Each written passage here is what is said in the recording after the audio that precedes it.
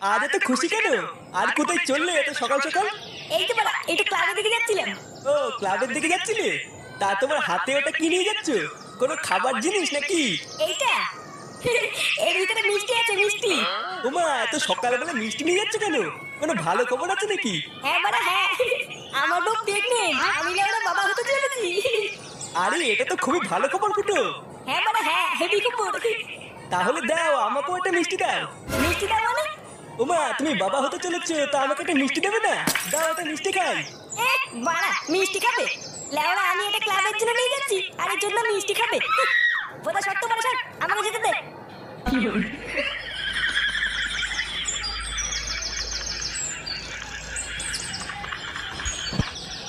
এই নে বড়, এই নে মিষ্টি খা, মিষ্টি খা।